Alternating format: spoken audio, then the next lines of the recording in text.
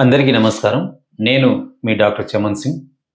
ఈరోజు మనం మాట్లాడుకునే టాపిక్ ఒబేసిటీ మరియు సన్నగా ఉండడం. ఒబేసిటీ మీద చాలామంది ఆ సమస్యకి సమాధానం చెప్తా ఉంటారు. చాలామంది సలహాలు ఇస్తూ ఉంటారు. కానీ మరి సన్నగా ఉన్న వాళ్ళు లావు కావడం ఎట్లా అని చెప్పేసి చాలా ప్రశ్నలు వస్తూ ఉన్నాయి మా ముందుకి. లావు ఉన్న వాళ్ళకి చెప్తారు సరే, సన్నగా ఉన్న వాళ్ళు ఎట్లా లావు కావాలని చెప్పేసి. నిజానికి సన్నగా ఉన్న వాళ్ళల్లో 2-3 రకాల కారణాలు ఉంటవి. ఒకటేమో మీ జీన్స్ కావచ్చు. అంటే మీ తల్లిదండ్రుల నుండి వచ్చినటువంటి మీ జీన్స్ మీరు సన్నగా ఉండడానికి అవకాశం ఉంది. అట్లాగే మీరు సరైన పోషకాలు తీసుకోకపోవడం మీరు సన్నగా అవ్వడానికి అవకాశం ఉంది. లేదా మీరు తీసుకున్న పోషకాలు మీ శరీరానికి ఇమడకపోవడం, అంటే మీ శరీరము అబ్జర్వ్ చేసుకోకపోవడం ఒక కారణం కావచ్చు. మీరు తీసుకున్న ఆహారంలో ఉన్నటువంటి పోషకాలు మీ శరీరానికి అబ్జర్వ్ కాకపోవచ్చు. మొదటిది మీ తల్లిదండ్రుల నుండి వచ్చేటువంటి జీన్స్ ప్రభావం అని చెప్పుకున్నాం కదా. మీ తల్లిదండ్రుల నుండి అంటే 50-50 వస్తుంది. మీ మదర్ నుండి 50% వస్తుంది, మీ ఫాదర్ నుండి 50% వస్తుంది. కాబట్టి మీ మీ ఫాదర్స్ కానివ్వండి, మీ పేరెంట్స్, మీ ఫోర్ ఫాదర్స్ ఎట్లా ఉన్నారని చూసుకోవడం ఒక ముఖ్య విషయం. ఇంకొకటి, మీరు ఎక్కువగా మెంటల్ డిప్రెషన్స్కు గురి కావడం, అంటే మానసిక సమస్యలను ఎక్కువగా మీరు ఎదుర్కోవడం. ఈ మానసిక సమస్యల వల్ల కూడా మీరు తీసుకున్న ఆహారంలోని పోషక పదార్థాలు మీ శరీరము అబ్జర్వ్ చేసుకోదు. ఎందుకు అని అంటే, మన పొట్టలో గట్ అనేది ఒకటి ఉంది. అంటే ఈ గట్టులో గుడ్ బ్యాక్టీరియా ఉంటుంది. ఈ బ్యాక్టీరియా అనేది అది మనం బయటకు తీసి కనుక మనం తూకం వేస్తే 1.5 kg ఉంటుంది.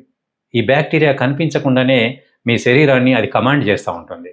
అంటే మీ శరీరానికి సంబంధించిన పోషకాలు మీకు లభించాలనంటే మీ శరీరానికి చేరవేర్చేది ఈ బ్యాక్టీరియాని. అంటే బ్యాక్టీరియా ముందు మీ పోషకాలను తీసుకొని ఆ తర్వాత మీ శరీరానికి అందిస్తుంది. అక్కడ బ్యాక్టీరియానే లేదనుకోండి, అంటే ఏదైతే ఆ బ్రిడ్జ్, అంటే మీ శరీరానికి మీ ఆహారానికి మధ్యలో ఉన్నటువంటి ఒక మధ్యవర్తి గుడ్ బ్యాక్టీరియా, ఆ మధ్యవర్తి అక్కడ లేదనుకోండి, మీరు తీసుకున్న పోషకాహారం మీ శరీరానికి చేరేటువంటి అవకాశాలు తక్కువగా ఉంటాయి. కాబట్టి మీ బ్యాక్టీరియా, నశించిపోయిన బ్యాక్టీరియాని మళ్ళీ పునరుత్పత్తి చేసుకోవడం అనేది తప్పనిసరి. అట్లాగే మేమైతే కొన్ని మొక్కల నుండి తీసినటువంటి మెడిసిన్స్ ఇస్తాం. ఈ మెడిసిన్స్ మొక్కల నుండి మాత్రమే తీయడం వల్ల ఇది ఒక 10 drops 3 పూటలు వాడారనుకోండి, మీ శరీరంలో ఉన్న ఏవైతే కరెక్షన్స్ ఉన్నాయో అవిటిని సరి చేస్తూ ఉంటుంది. అంటే మీ గుడ్ బ్యాక్టీరియాని డెవలప్ చేయడము, మీ శరీరంలో ఇతరత్ర ఉన్నటువంటి కారణాలకు ఈ మందు అక్కడి దాకా పోవడము, ఇవన్నిటి వల్ల ఆ కరెక్షన్ జరిగి మళ్ళీ శరీరం మళ్ళీ మామూలుగా లావ్ అయ్యేటువంటి అవకాశం ఉంది.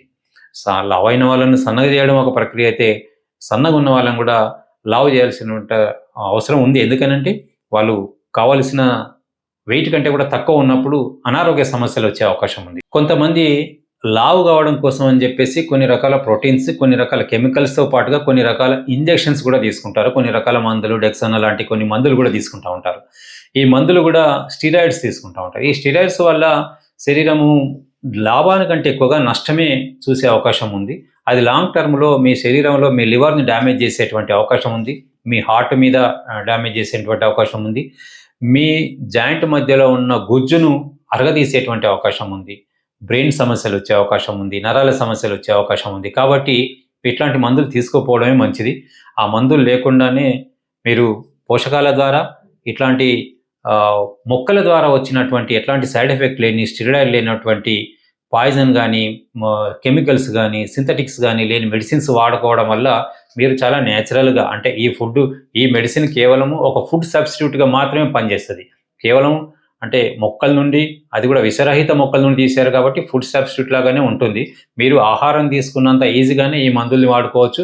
మంచి ఆహారం తీసుకోవడము, ఈ మందులు వాడుకోవడం ద్వారా మీరు శరీరాన్ని మళ్ళీ తిరిగి డెవలప్ చేసుకోవచ్చు, దారుఢ్యంగా తయారు చేసుకోవచ్చు. ఇంకొంతమంది అంటే యువకుల్లో ఉన్నటువంటి అపోహ ఏంటంటే, సన్నగా ఉన్న వాళ్ళు బీర్ తీసుకుంటే లావ్ అవుతారని చెప్పేసి. చాలామంది సన్నగా ఉన్న వాళ్ళకి స్నేహితులు ఇచ్చే సలహా ఏంటంటే, అరే బీర్ తాగురా, రోజొక బీర్ తాగు, లేదా రోజొక 2 బీర్లు తాగు, ఖచ్చితంగా లావ్ అవుతావు నువ్వు అని చెప్పేసి అంటారు. నిజానికి బీర్ తాగడం వల్ల లాభాల కంటే నష్టాలే ఎక్కువగా ఉన్నవి.